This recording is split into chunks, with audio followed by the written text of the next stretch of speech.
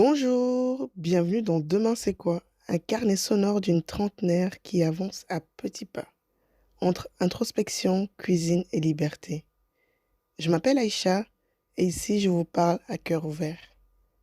Je parle de moi, de mes doutes, de mes rires, de mes colères, de mes rêves et peut-être aussi un petit peu de vous. Oh là là, je suis tellement heureuse de vous partager ça. J'organise l'édition numéro 2 de Demain entre nous. Oui! La première édition a été d'une douceur, d'une sincérité incroyable. Alors j'ai eu envie de recréer cet espace encore une fois pour aller encore plus loin ensemble. On se retrouve du 1er au 2 mai dans le cadre apaisant des termes de Boutford pour 2 jours hors du temps. 2 jours pour ralentir, respirer et revenir à l'essentiel. Demain entre nous, c'est une expérience intime pensée pour un groupe de 10 femmes maximum, un espace doux, chaleureux et sécurisant pour se rencontrer, se déposer et tisser des liens concrets et sincères.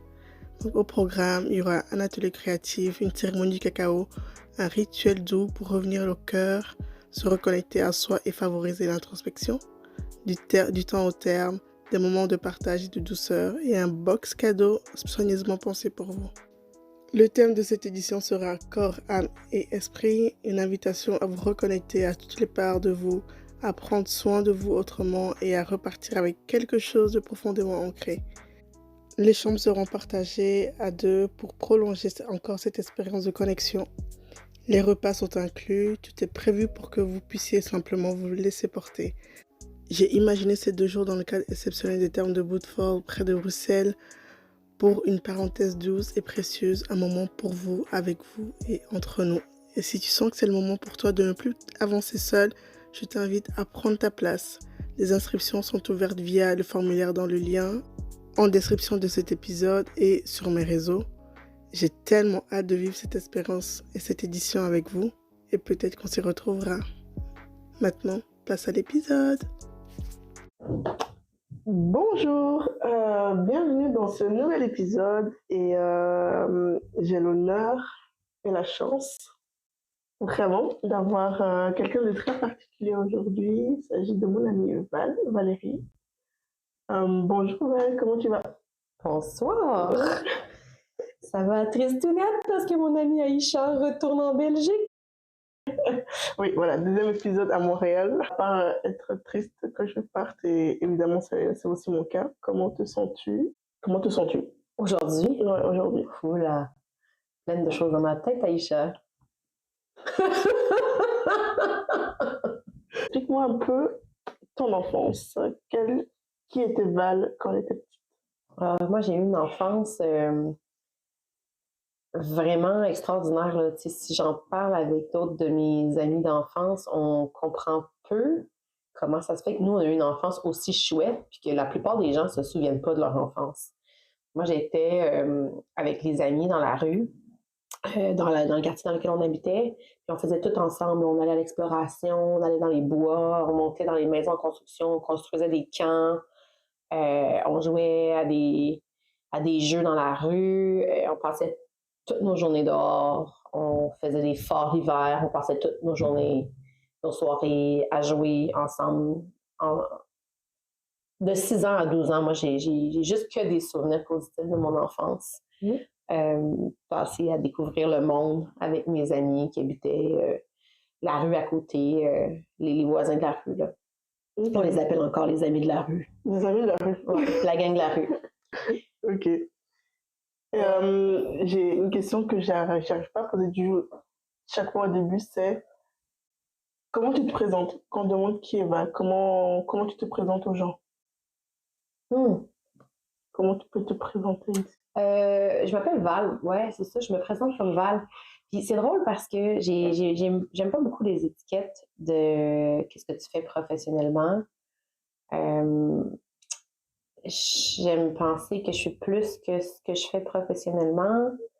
Fait que je me présente, c'est vrai, c'est une très bonne question. Je me présente comme Val, je suis dynamique, bienveillante, drôle, sportive, active, j'aime le plein air, une personne enthousiaste de la vie, qui saisit les opportunités, puis ouais, qui ouverte.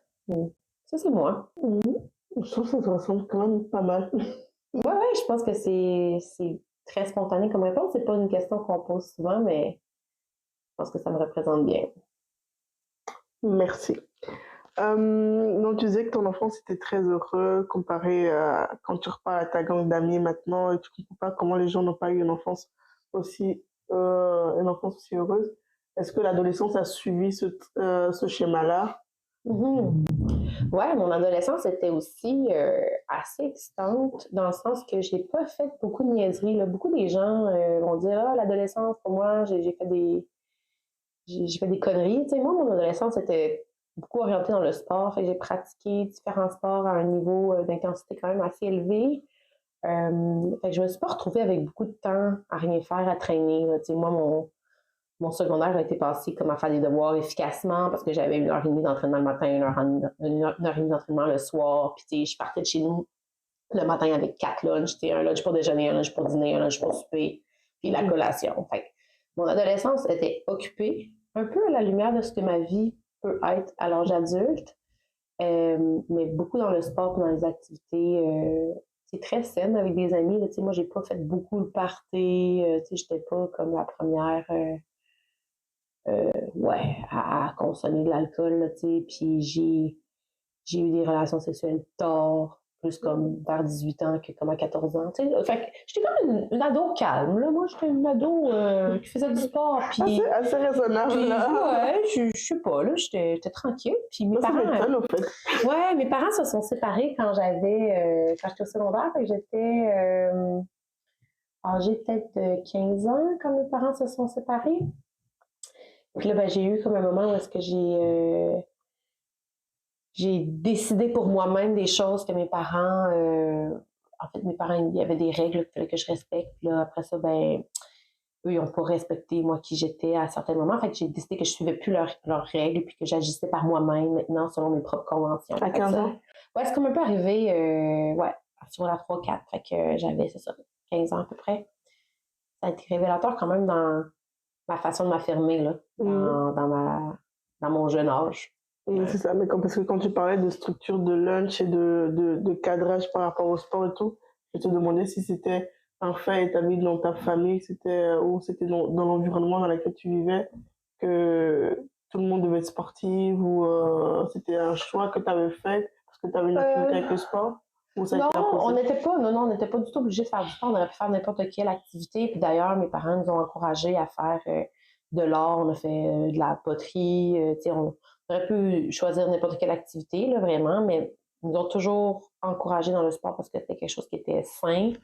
Ils voyaient ça comme une opportunité de bouger, d'être actif, mais ils nous auraient encouragés dans n'importe quelle autre activité qu'on aurait apprécié plus que le sport. Ça c'est d'une certitude, mais mes parents étaient aussi quand même actifs, fait qu'on avait, je pense, un peu la culture là, dans la maison de bouger. Et Ouais. un souvenir d'adolescent, justement, quand tu as essayé d'instaurer tes règles, c'était quoi? Ben, ce qui est arrivé, en fait, c'est que dans ma famille, on a toujours instauré l'éducation sur la confiance, puis sur l'importance de faire ce qu'on dit, tu sais, puis de Mhm. respecter notre parole. Puis ma mère, elle m'a toujours dit que la confiance, c'était difficile à bâtir, facile à perdre. Mhm. Euh, Fait que ça faisait des années que c'était le discours parental. Quand une soirée justement de fête de fin d'année, en fin d'année de secondaire 3, on allait chez une copine qui nous avait invités. Tu sais. Puis là, mes parents ils voulaient savoir si ses parents, à la copine en question, allaient être à la maison pour surveiller la soirée. Ouais. Fait que moi, j'avais demandé à ma copine, elle m'avait dit oui. Fait que j'avais dit oui, oui, les parents vont être là. Il se trouve que les parents de cette copine-là connaissaient mes parents parce qu'ils jouaient au Mhm. badminton ensemble. Puis là, durant la soirée, pour vérifier si j'avais dit la vérité, mes parents ont appelé à la maison de ce party-là pour parler aux parents de ma copine. Ok. Puis là, ben, moi, j'ai su qu'ils avaient appelé pour vérifier que j'avais pas menti, que les parents étaient vraiment là. Et j'ai pété une de ces coches quand mon père est venu me chercher. Puis, tu sais, il venait nous chercher, mais genre moi, puis toutes mes amies, là, comme il faisait le lift à tout le monde. Puis là, je leur avais dit qu'il avait perdu ma confiance, que c'était difficile à bâtir, facile à perdre, puis que là, il l'avait perdu, puis que dorénavant, j'allais plus leur dire où est-ce que j'allais. J'allais plus leur dire quand est-ce que j'allais rentrer, puis j'allais plus leur demander la permission C'était pour faire juste les privé de choses. sortie, tout simplement. Non, ils m'ont pas privé de sortie, là. Ah, Moi, j'ai décidé que je leur disais plus, ok. qu'ils allaient plus vérifier où est-ce que j'allais, parce qu'ils allaient plus savoir où est-ce que j'allais. Mais comment ils auraient pu retrouver ta confiance alors, à ce moment-là? Sincèrement, je sais pas, ça a pris des années comme ça, hein. J'ai duré des années sur cette prémisse qu'il avait perdu ma confiance. Ok. Ouais. Bonne question. Encore à ce jour, tu sais, je me dis, voyons quel ado j'étais pour comme constater que là, ce moment-là était transformationnel pour notre relation, puis que là, j'allais plus avoir confiance en eux. Parce qu'il avait appelé, tu sais, puis il m'avait pas respecté là-dedans. Il n'avait pas respecté ma parole. Il avait douté de ma parole, en fait. Ok. Est-ce que là, c'est une des valeurs qui tient encore à ta vie actuellement? Oui, complètement. C'est pour moi, le respect, c'est super important. Le respect des engagements, c'est super important. Ok. Puis la confiance, je demeure convaincue que ça se bâtit, la confiance, puis que ça peut se perdre sur des situations un peu de ce genre-là où est-ce que tu te déconnectes de la relation que tu avais bâtie à travers le temps. Donc, en te contrôlant, ça peut faire perdre ta confiance. C'était pas une question que le contrôle a fait perdre la confiance, c'est la façon dont le non-respect de la situation, parce que j'avais nommé que les parents étaient là, j'avais vérifié, puis c'est comme s'ils ne me croyaient pas. C'est pas une question de contrôle, c'est une question de ne pas faire confiance à ce que j'avais dit, puis à aller à l'encontre de ce que moi je leur avais demandé. Je leur avais dit, ben là, vous n'allez pas appeler, là, comme faites-moi pas honte, là, d'aller appeler aux parents. Là. Ah, ils avaient déjà dit avant que tu partes qu'ils allaient appeler. Ben, je me souviens plus comment ça s'est passé, mais tu sais, je me souviens que le sentiment que j'ai par rapport à ça, c'est qu'ils n'avaient pas respecté leurs paroles. Ok. Fait que probablement qu'on s'était entendu que, tu sais, je donnais le numéro de téléphone d'où est-ce que j'allais, là, mais c'était pour appeler en cas d'urgence seulement, là, tu sais. Puis finalement, ben, c'était pas ça qui s'est passé, là, tu sais. Ok. Ouais, non, c'est parce que ça fait 1 an qu'on se connaît et je te vois pas dans ce genre de situation que quelqu'un a perdu ta confiance et que tu bloques le chemin comme ça. Justement, je te vois quelqu'un de... Maintenant, parce que je te connaissais pas avant. Ouais. Et, quelqu'un d'empathique et qui va comprendre qui va comprendre la situation. Et après, tu prends la décision si tu coupes les liens ou pas. Mais donc voilà, c'est intéressant à savoir.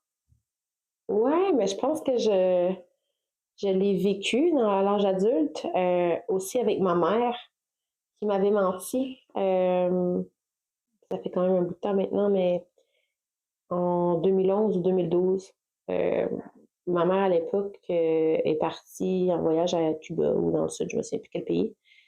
Est partie avec un homme qui n'était pas son chum. Puis quand moi j'ai su qu'il était parti avec cet homme-là, qui n'était pas son chum. Donc ton père? Non, c'était pas mon père. C'était son conjoint de l'époque, qui n'était pas mon. En fait, c'est ça. Son conjoint de l'époque. Mais ma mère est partie avec quelqu'un d'autre que lui. Et on était au restaurant ce matin-là, au brunch. J'ai posé la question, comme si comme était allée à Cuba accompagnée, puis elle m'avait répondu que non, elle était allée toute seule. Et toi, tu savais qu'elle était Moi, je savais qu'elle était allée en compagnie. Okay. Et à ce moment-là, ma mère a perdu ma confiance, puis ça a été des années dans cette direction-là. Là. J'ai même dit à ma mère que je la considérais plus comme ma mère. Là. Comme ça a été des années de relations très difficiles. J'ai fait des années de thérapie pour overcome la situation, parce que pour moi, c'est comme s'il y avait brisé complètement le lien qu'on avait. C'est comme l'élément le plus important de notre relation, c'est la confiance qu'on avait. Puis là, ben, à l'âge adulte, elle a démontré que je ne pouvais pas avoir confiance en ce qu'elle me disait parce qu'elle m'avait menti ouvertement, puis plus qu'une fois dans la même séquence. Je n'avais pas comme posé la question de manière subtile, là, j'avais posé directement la question. J'avais eu plusieurs fois la même réponse, puis plusieurs fois le même mensonge. Okay. Puis avec du recul, maintenant, je comprends pourquoi elle a menti. Là.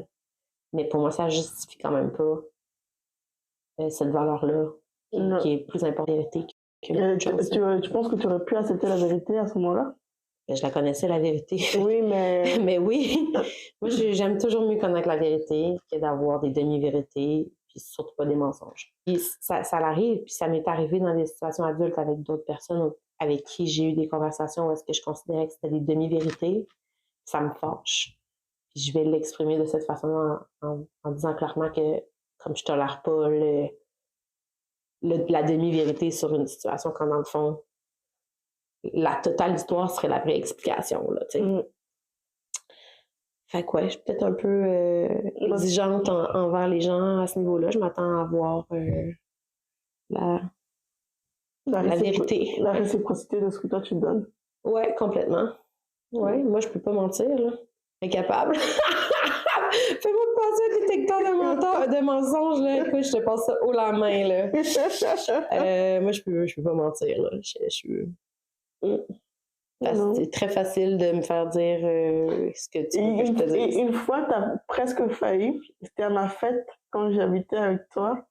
Et je sais pas, j'allais voir un gâteau.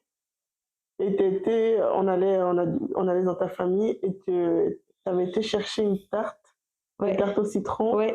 Et je t'avais demandé, mais pourquoi tu vas chercher une tarte au citron? Parce qu'on devait tout faire dans ta famille. Et tu t'as pas su mentir, t'es partie chez mes Val, je comprends pas. C'est habituellement ce que je fais. Habituellement, pour pas répondre à une question de ce genre-là, je vais dire une joke, mais comme tellement évidente que c'est pas vrai. Oui, c'est ça. Que ça passe comme une genre de joke bizarre qui est déplacée un peu, mais c'était comme évident que c'était pas la vraie réponse, mais c'était tellement bizarre. Ou je vais juste détourner la question puis je vais poser une question inversement. Mais là, t'es simplement partie de la pièce. C'est mon incapacité de mettre dans une situation comme celle-là, ouais. Ça m'étonne pas. Mais alors, ce que moi je vois, c'est quand même assez tôt, tu t'es quand même affirmée en tant que personne, parce que déjà, on va dire l'adolescence fait que on fait des crises d'adolescence, des crises, entre guillemets, je fais vraiment des guillemets, mais déjà à cet âge-là, ben, tu t'es quand même positionnée et tu as quand même montré, voilà, moi mon caractère est là, je prends ma place en tant que personne à part entière de cette famille, et je décide. Quelque chose, c'est quand même des choses qui sont pas très courantes. J'imagine, mais tu sais, j'ai été aussi élevée dans un climat dans lequel mes parents ils m'ont toujours encouragée puis ils m'ont toujours dit que j'étais capable de faire ce que je voulais dans la vie. Là. J'avais pas de barrière. Il y avait rien qui m'était impossible. Dans mon adolescence, tu sais, j'aurais voulu être astronaute. Mes parents ils m'auraient dit OK, go, là, go get it, girl. Fait que, tu sais, je pense que j'avais cette confiance-là bâtie sur le fait que mes parents croyaient en moi, croyaient que je pouvais devenir, puis être la version de moi-même que je choisissais d'être là, toujours dans le respect des autres. Puis, ma mère me disait beaucoup ta liberté s'arrête où celle des autres commence. Là. Mm-hmm. Quand je faisais des choses qui dépassaient la limite de la liberté de quelqu'un, elle me rappelait que si pour moi, c'était de dépasser cette limite-là pour l'autre personne, ben, l'autre personne, elle se sentait plus libre d'être qui elle était. T'sais.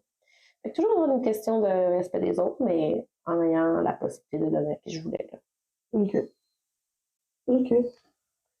Très bien. Ici, je veux parler amour. Ça, c'est pas un bon sujet, Aïcha. Ça, c'est le sujet de... Qu'est-ce que tu veux savoir là-dessus? Là? Parce que moi, je peux te dire, là, j'ai été célibataire toute ma vie, je peux te parler de bien des flops amoureux, mais pas bien d'amour. Là. Comment tu vis ton célibat actuellement? Ah, ben ça, je peux répondre à ça comme question. Voilà. OK. Bon, le célibat, c'est en soi très précieux parce que ça te permet de faire ce que tu veux quand tu veux. Je pense que ça donne beaucoup de liberté à être la personne que tu veux être. Moi, je suis très heureuse comme personne. J'ai beaucoup de passion, beaucoup d'intérêt, j'ai beaucoup d'amis, j'ai une famille exceptionnelle. Je me sens très bien entourée. Fait que je te dirais que mon célibat, en soi, c'est pas un problème. Là. C'est pas le fait que je suis célibataire qui est un enjeu. Je trouve que je vis très pleinement ma vie en étant célibataire. Par contre, ce que j'aurais envie de vivre présentement, c'est aussi de partager puis de bâtir des projets avec quelqu'un qui m'est cher, avec qui j'ai envie de passer du temps puis de m'élever vers le haut. Puis ça, ben, toute seule, c'est plus difficile. Pas que je ne m'élève pas vers le haut moi-même, là, mais je pense qu'à deux, ça offre une expérience différente. Puis c'est ce que j'aurais envie de vivre si j'étais pas célibataire, ouais. Donc, c'est un peu une dualité. Tu es libre, mais il y a quand même un petit truc qui manque pour être totalement pleine. Je sais pas si pleine, c'est le bon mot. Je pense que je suis en quête de la meilleure version de moi-même à 2. Parce que je suis devenue la meilleure version de moi-même seule, Oh, c'est bon ça! mais j'aimerais ça être la meilleure version de moi-même avec quelqu'un d'autre. OK. Ouais. Oh, c'est beau! Yo, hein, c'est poétique ça ce soir! On Oh va my l'écrire god! après. Aïe aïe aïe! Je l'écrirai, je mettrai un highlight là-dessus. Ouais, génial! Alors, par rapport à ça, j'aimerais te demander ton pire date ou, et ton meilleur date. Mais on va faire les deux, tiens. Oh my god! Oh non, là, j'ai eu trop de pires dates, là, on peut pas faire ça. Parce que là, il faut savoir que dater pendant genre 15 ans d'une vie, là, t'en as vécu des mauvaises dates là-dedans, là, je pourrais pas te faire un top 10, clairement. Là. Un top 10 carré. Oh my god! Ah non, des mauvaises dates, là, écoute, il y en a bien trop eu. Meilleure date? Meilleure date, ça, c'est vraiment plus rare. Vraiment plus rare. Tant qu'il n'y a rien qui me vient à l'esprit rapidement. On peut-tu y revenir plus tard? Je vais y réfléchir. Non, oui, ok, il n'y a pas de problème. Ici, et est-ce qu'il y a des choses dans ta vie que tu vis actuellement et que tu aimerais qu'on te prévienne avant? Qu'on me prévienne? Ouais. Oh, non, ben, Non. dans le sens qu'on me prévienne. Non, moi je m'adapte, là. J'ai pas besoin d'être trop prévenue, mais qu'est-ce que je pourrais avoir? Des D'être difficultés que prévenue. tu as dans ta vie, des trucs qui t'ont choqué et que tu t'es confronté et tu aurais aimé qu'on te dise ah, attention à ce moment-là, enfin, pas à ce moment-là, mais il y a telles épreuves que c'est quand même rough là De vivre. de vivre.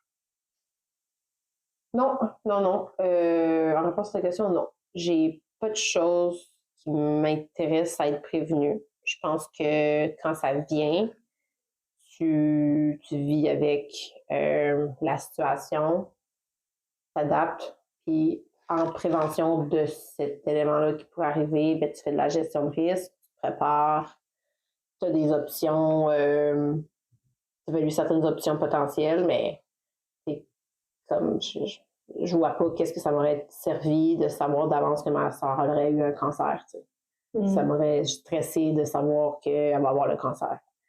Même chose pour ma mère. Tu sais. Comme ça aurait servi à quoi que je sache d'avance de quoi qu'elle va mourir. Là. Comme, on le sait qu'elle va mourir, ma mère, un jour. Mais et j'ai pas besoin de savoir de Mais quoi. peut-être avoir les... Non, je pense que comme tu as tellement d'opportunités de t'en faire pour quelque chose qui n'est pas encore arrivé, je pense qu'on s'en fait déjà pour les choses qui arrivent. Pas besoin d'anticiper. Non, ça m'intéresse pas. Ça aussi, c'était beau. Ouais. La philosophe. La philosophie de grâce. Allez tout le monde! Notons que nous avons bu un verre de vin québécois qui était très mauvais. Mais arrête, parce que dans l'autre épisode, j'ai bu du punch. Aïe, aïe. Et là, je bois du vin. C'est sûrement meilleur le punch que le vin rouge québécois. Il était vraiment très très bon. Ça, c'était mon ami guadeloupéenne qui l'a fait. Donc, c'était très très bon. Alors, je vais faire un lien dans les deux dernières questions, pas par rapport au date, mais comment tu arrives à mettre tes limites aujourd'hui? Ouf! Parce que ado, tu savais très bien le mettre par rapport aux gens qui t'entouraient. Là, ici, dans ta vie, que ce soit professionnelle, au niveau de la famille, au niveau des amis, comment tu arrives à mettre tes limites? Parce que c'est pas quelque chose qui est facile à faire parce qu'il y a le sentiment qui joue, quoi. Ben, en fait, la première chose à savoir ou à comprendre, c'est que quand tu mets des limites, ça veut nécessairement dire que tu dis non. C'est pas facile pour les gens en général de dire non parce que quand on dit non, on déçoit. Alors, mettre les limites, c'est aussi comprendre c'est quoi notre propre limite, comprendre pourquoi on a cette limite-là. Une fois qu'on a compris, il faut la nommer clairement, Et ensuite, la faire respecter. Fait que c'est vraiment pas si simple. Puis je pense que dans plusieurs occasions différentes, professionnellement, j'ai su reconnaître pourquoi j'avais une limite, j'ai su la nommer, mais j'ai pas tout le temps su la respecter parce que j'ai une éthique professionnelle qui fait en sorte que je veux respecter aussi mes engagements. Je veux aussi m'assurer que l'équipe est bien, que les projets sont livrés, que la qualité est atteinte. Puis ça fait en sorte que les limites que j'ai personnellement, ça m'est arrivé de ne pas les respecter, de ne pas me respecter moi, parce que je mettais plus de valeur à quelque chose qui était externe à moi, qui était en l'occurrence le travail. Ok. Alors, juste pour te couper, est-ce que tu peux juste situer ce que tu fais dans la vie alors? Oui, ben, je suis gestionnaire de formation. J'ai été cadre supérieur 10 ans dans ma carrière d'organismes à but non lucratif dans le sport, des contextes dans lesquels il y a peu de ressources. Maintenant, je fais du coaching de gestion. J'accompagne les gestionnaires dans leurs difficultés ou dans leurs défis pour les aider justement à mieux respecter leurs propres limites puis à pouvoir vivre leur plein potentiel, mais en alignant leur projet professionnel avec leur projet personnel. Fait que respecter les limites, c'est pas juste dans la vie professionnelle, c'est dans la vie personnelle aussi. C'est des choses qui sont aussi bidons que de dire que tu n'acceptes pas que quelqu'un arrive en retard parce que comme ça te dérange les retards. Puis que tu communiques le fait que pour toi c'est important que les gens arrivent à l'heure, puis que tu trouves ça dérangeant que les gens arrivent en retard, tu sais.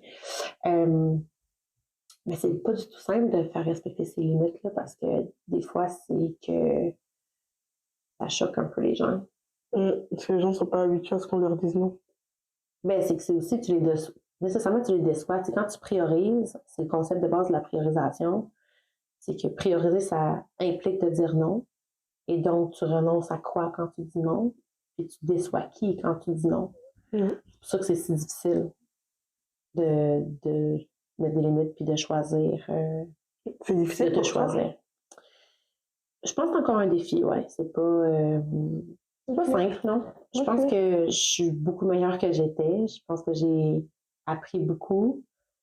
Je peux enseigner beaucoup maintenant. Je peux transmettre de mon expérience, mais ça demeure un défi, je crois, de se prioriser, de se respecter, de respecter que ces limites-là, ils peuvent évoluer dans le temps, mais une fois qu'ils sont nommés et qu'ils sont établis avec certaines personnes, de les faire respecter, je pense que c'est pas nécessairement si simple que ça. Ok. Moi, c'est pas la lecture que je fais de toi de l'extérieur. Que tu as du mal à faire ça. Je sais que tu as. Non, je pense que j'y arrive bien, mais émotionnellement, ça demande une énergie. Mais dans la finalité, je pense que je réussis. Mais c'est pas simple parce que ça demande un effort. C'est un effort qui demande des énergies émotives. Ok. Est-ce que tu veux qu'on revienne au dating ou pas, ou tu as réfléchi? Ah, mais j'ai vraiment pas de bonne date en tête, là, pour vrai. Les hommes, là, les hommes avec un grand Z, là, sont pas top dans le dating en 2025. Je dois dire très honnêtement que ça fait un bail que j'ai pas eu de bonne date parce que je me suis dit genre that's a keeper. Didn't happen so much. Je peux te donner un exemple anodin bidon, là, mais tu sais, j'étais allée sur une date avec un gars, puis on commande un verre de vin, un verre de bière, whatever. J'arrive avec la bouteille d'eau puis 2 verres d'eau. Quand tu sers de l'eau, tu sers de l'eau dans les 2 verres, là, les 2 personnes. Ouais. Le gars, en l'occurrence, il servait de l'eau juste dans son verre. C'est juste pour donner une ordre de grandeur d'à quel point, comme la date, je veux dire, il n'y avait pas d'option possible que ça évolue vers quelque chose de positif. Là. Le gars, penses-tu que j'aurais couché avec lui? Il mettait même pas de verre d'eau dans mon verre. Comme, je pouvais même pas penser qu'il allait care pour moi, genre, même pas un instant, là, comme c'est sûr que j'allais pas aller plus loin, là. Il pense même pas mettre de l'eau dans mon verre. Parce qu'il y a un truc que tu as dit tout à l'heure par rapport quand tu dis non, quand tu mets tes limites et tout, quel sentiment, toi, ça te fait dans ton corps? À quel moment, quand tu dis stop à quelqu'un, ce que tu ressens? Ça peut dépendre. Ou ça désidentifie chez toi? Bon, des fois, ça me donne un sentiment kick de fierté. Je suis comme, ouais, j'ai dit non. Yeah! J'ai réussi! Puis des fois, ça me rend bien mal à l'aise. Je suis comme, shit, j'ai dit non. Comment qu'il va comme me percevoir? Comment ça va influencer, tu sais? Mais aussi, des fois, je dis non avec un peu d'arrogance, puis vraiment pas d'arrière-pensée. Ça dépend vraiment de la personne, de la situation et de ce à quoi tu dis non. Je pense que ouais. Ok. Et quand tout ce que tu fais, parce que tu es quand même une femme très très très active, qu'est-ce que tu fais pour recharger tes batteries? Ah, ben, pour moi, c'est plusieurs façons différentes, mais je recharge mes batteries notamment en faisant du sport. Fait être actif physiquement, ça fait partie de ma stratégie de génération d'énergie. Prendre du temps aussi plus calme, je lis beaucoup. Fait que moi, dans mes routines de sommeil, il y a toujours un peu de lecture. Voir des gens, ça m'énergise. C'est une personne plutôt extravertie. Fait que pour moi, c'est plus facile de m'énergiser puis de recharger des batteries avec une petite activité sociale, une discussion, des amis, des conversations qui sont intéressantes pour moi. Des fois, juste lâcher un peu le fou, là, rigoler, aller danser, ou des choses qui sont avec d'expression corporelle. Là. Ça, c'est bien aidant aussi. Mais le physique est beaucoup là, quoi. Ouais. Ben, ça demeure que c'est mon principal exutoire, c'est quand même le sport. Là. J'en fais tous les jours. C'est une journée que je fais pas de sport. Je me sens pognée dans mon corps. Là. Je suis pas trop bien. Là, fait que j'essaie de. Ben, je le mets à l'horaire, dans le fond. Je le priorise dans ma journée. Puis ça veut dire qu'aussi, quand je fais du sport, ben, je dis non à autre chose. Là, je ne peux pas faire les deux en même temps. Ouais, c'est à peu près comme ça. Puis je m'assure de prendre des vacances. Là, ça, c'est bien basique, mais pour recharger tes batteries, tu as besoin de déconnecter du travail. Donc, prévoir des périodes de vacances dans lesquelles c'est suffisamment de temps pour déconnecter, c'est important.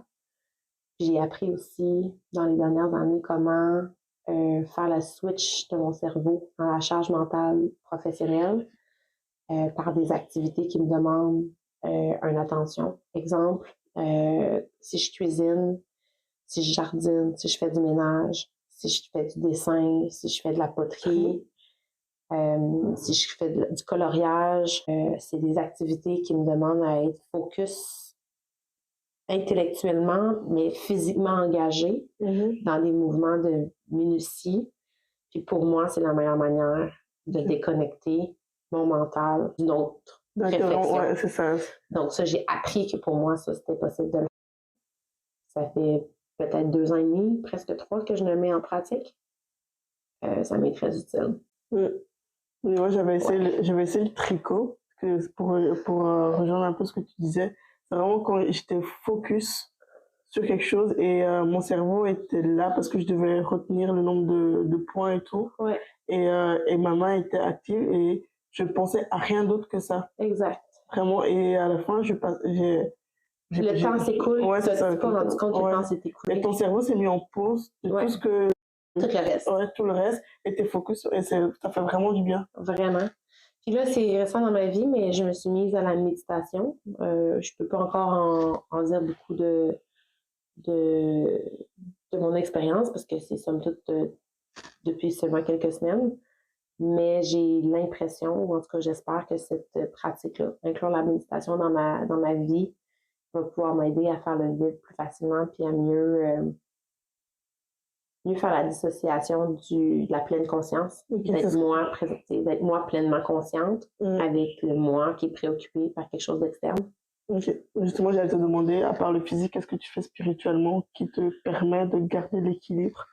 Donc, il y a des gens qui prient, qui ont une spiritualité beaucoup plus établie, on va dire ça comme ça. Ouais,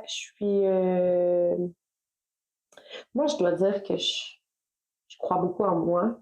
C'est bien comme la spiritualité que je trouve importante, c'est de suivre mon instinct et mes valeurs. Fait que c'est difficilement comparable à la religion ou à une force supérieure.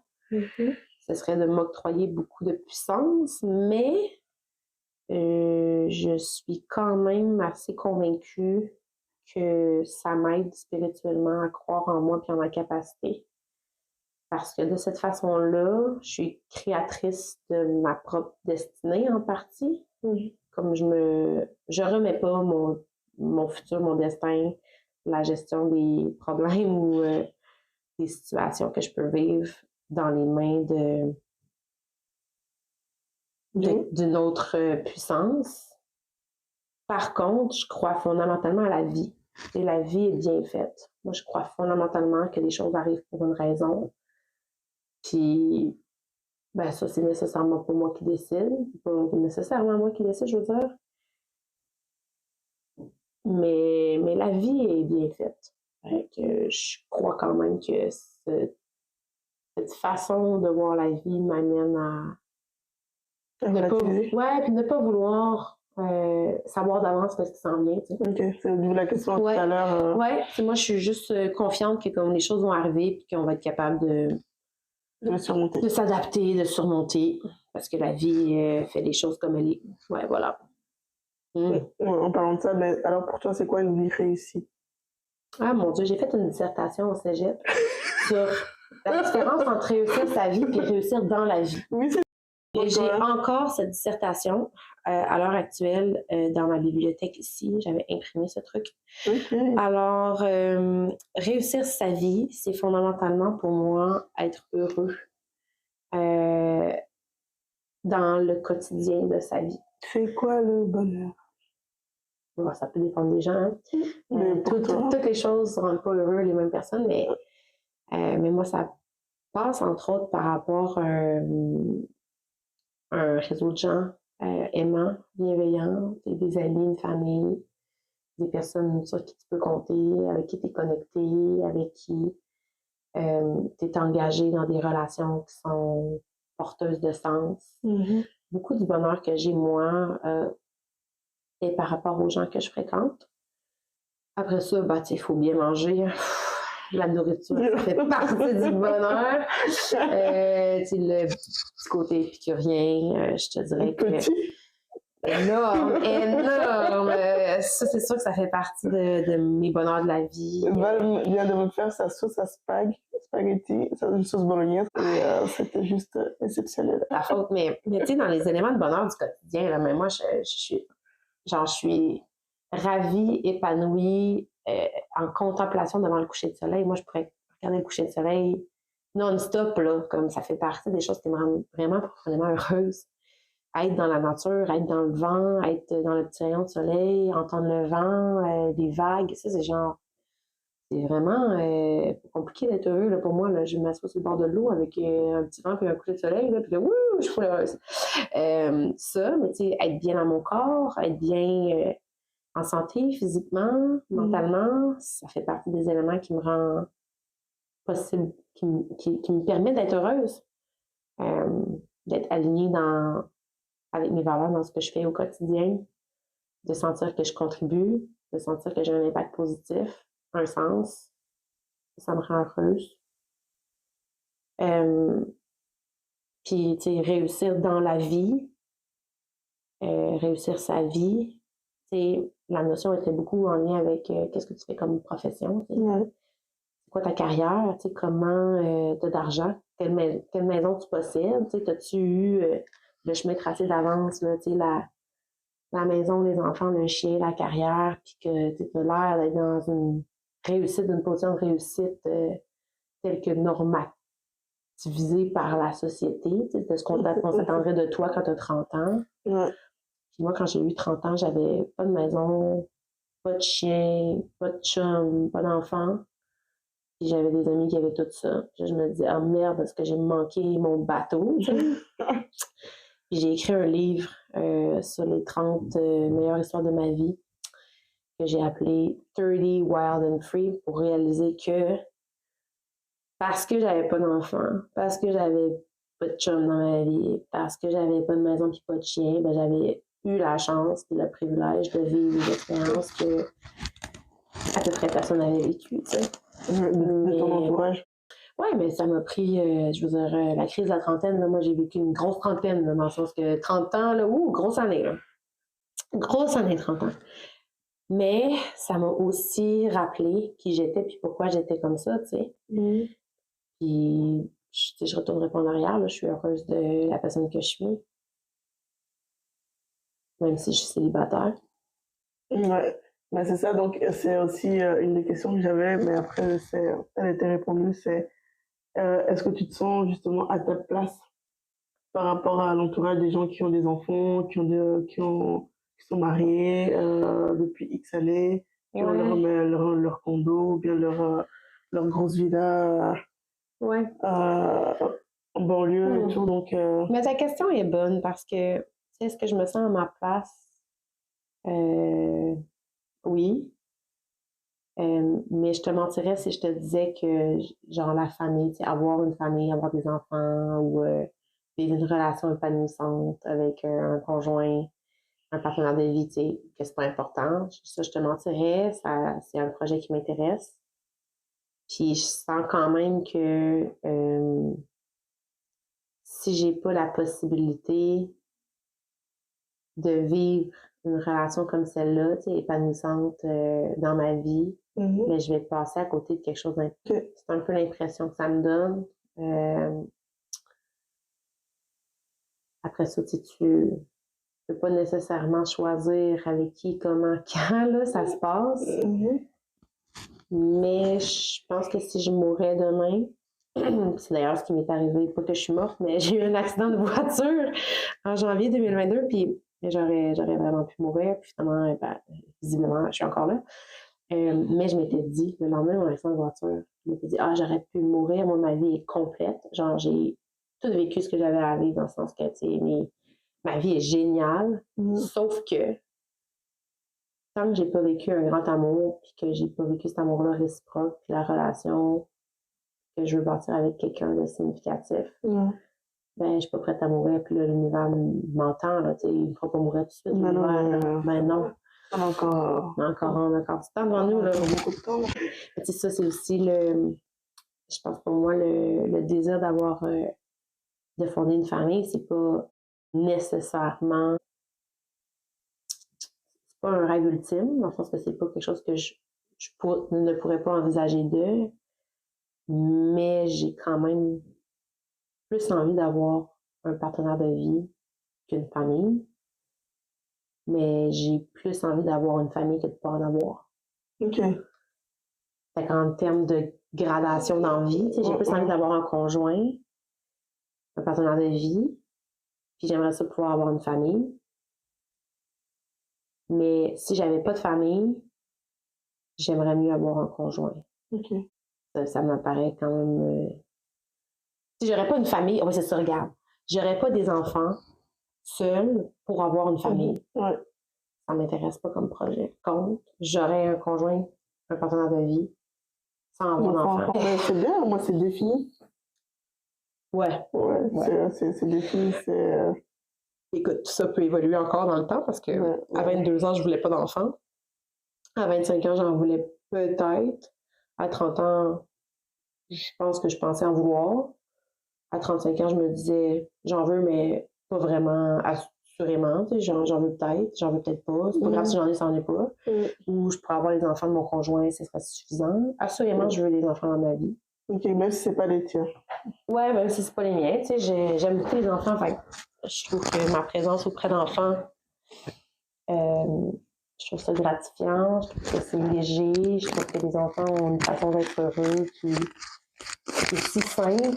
Les rigolades d'enfants, les jeux d'enfants. Tu peux pas être pas heureux avec tes enfants. Là. C'est comme. Fait que moi, j'aime ça avoir des enfants dans ma vie. J'aime côtoyer les enfants que mes amis ont, mes neveux, nièces, mais si j'avais jamais d'enfants, ben j'aurais quand même des enfants dans ma vie parce que je trouve la relation avec les enfants vraiment pure. Non, je t'ai vu avec des enfants, ils étaient vraiment bonnes. Bon, les enfants m'adorent. Je suis comme la tante cool. Je suis comme l'aimant des enfants. J'arrive quelque part, puis les enfants me courent après. Ils sont comme Valérie! Ouais, je fais un bon effet aux enfants, puis honnêtement, je pense que je serais une excellente mère. J'avais toutes les habiletés maternelles. Je te dis ça maintenant à 37 ans, mais quand j'avais 25 ans, j'étais comme aucune chance que je sois une bonne mère. À 22 ans, j'étais comme arc non, là, c'est sûr que Moi, je me suis pas... Non, mais moi, j'avais pas 14 ans en me disant j'ai hâte d'avoir des enfants. J'ai des amis à l'adolescence, là, ils étaient comme moi, j'ai hâte d'avoir des enfants, je vais avoir ma famille jeune. Puis j'étais comme, mon Dieu, c'est bien encombrant les enfants, là, j'en voulais pas. Là. Qu'est-ce qui t'a fait changer d'avis alors? Je sais pas, juste la maturité, le temps.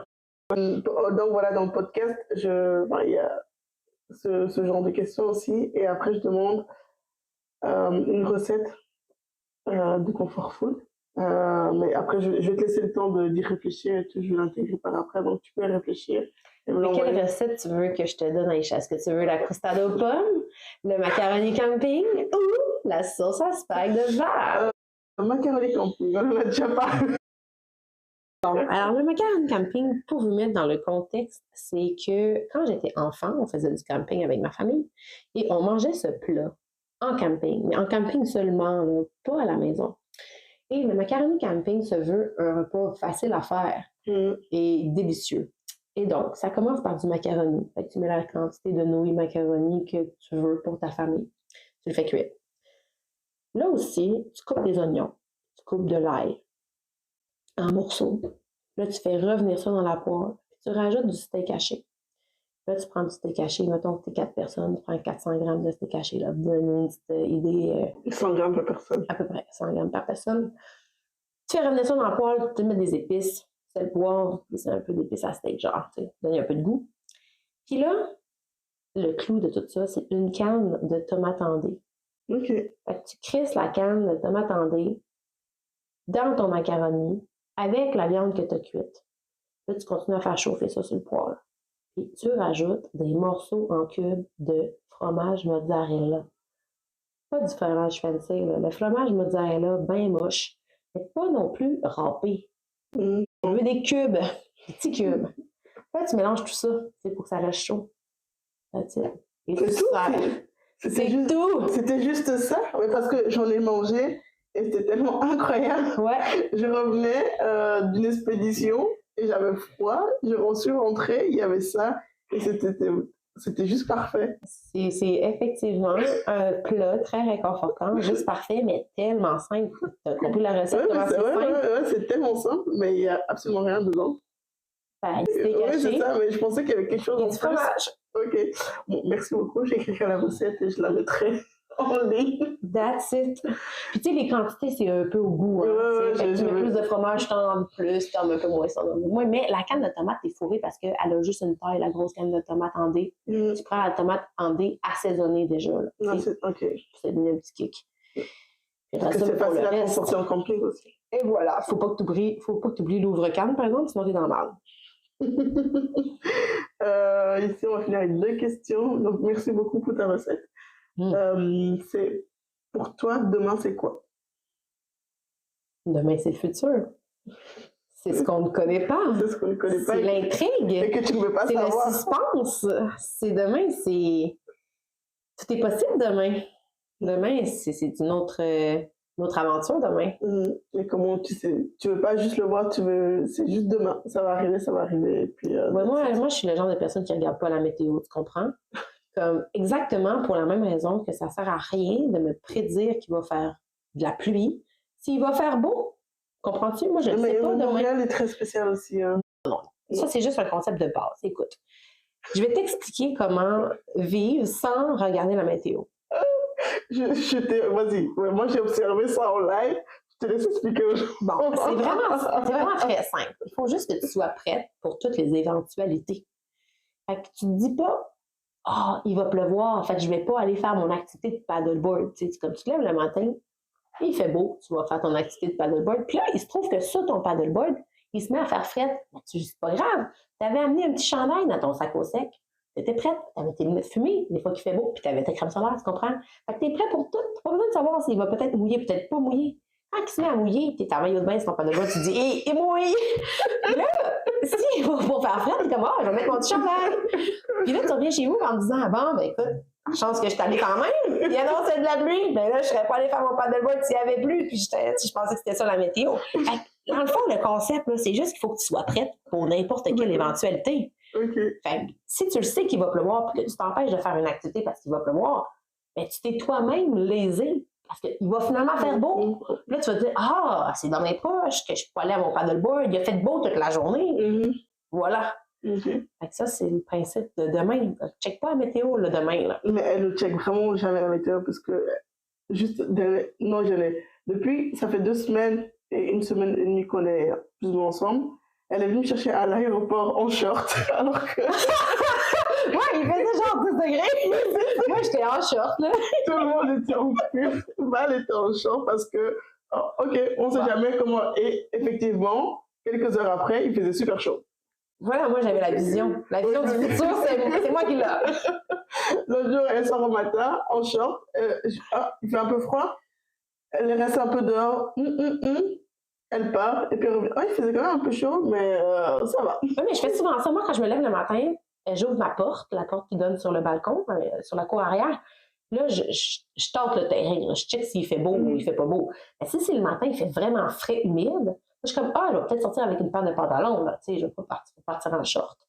Mais je regarde un peu le ciel, puis là, je me dis, oh, ouais, ça a l'air d'être pas mal gris, nuageux. On va mettre un petit chandail de pluie, tu sais. Mais des fois, il me fait pogner. Là. Moi, je pars, il fait full beau le matin, tching, puis là, j'arrive en plein milieu de la journée, gros orage, torrent, truc. Je suis comme, tabarnouche. J'avais pas amené mon petit manteau de pluie, moi, le matin. Fait que là, je me dis, je vais attendre que ça passe. Puis là, des fois, ça passe pas. Fait que là, je me fais mouiller, puis je m'entends chez nous, ben mouillé. Ça m'arrive. Et t'avais pas pris ton parapluie? Ah non, le parapluie, non, ça, j'aime pas ça. Le parapluie, ça encombre. C'est pour ça que j'ai posé la question. Elle aime pas le parapluie. Oh non, ça m'encombre.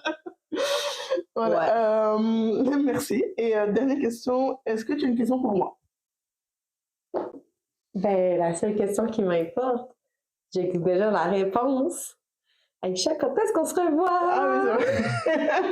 On se revoit en juin. Oui, voilà, on a prévu un petit voyage en Europe de l'Est en juin. Mais j'ai une vraie question pour toi, Aïcha, par exemple. Dis-moi. Qu'est-ce que tu as appris de moi durant ce podcast qui te surprend maintenant? Ton enfance, parce que j'ai peu d'infos sur ton adolescence et ton enfance. Je savais que tu avais une belle enfance, parce qu'on en avait déjà parlé. Je pense le premier soir, je suis arrivée il y a 2 ans. Que tu avais une belle enfance et que tout roulait bien dans ta famille et que justement on avait parlé des traumas. Voilà, c'est ça, le sujet, c'est les traumas, que on n'a pas besoin d'avoir forcément de traumas dans la vie pour se construire, et c'est tant mieux qu'il y ait des gens qui n'ont pas de traumas, donc ça permet d'équilibrer un peu ce monde. Et le fait et aussi le fait l'histoire avec ta maman, je ne savais pas. Période difficile, ça. Je ne savais pas que tu avais vécu des périodes difficiles comme ça. Que...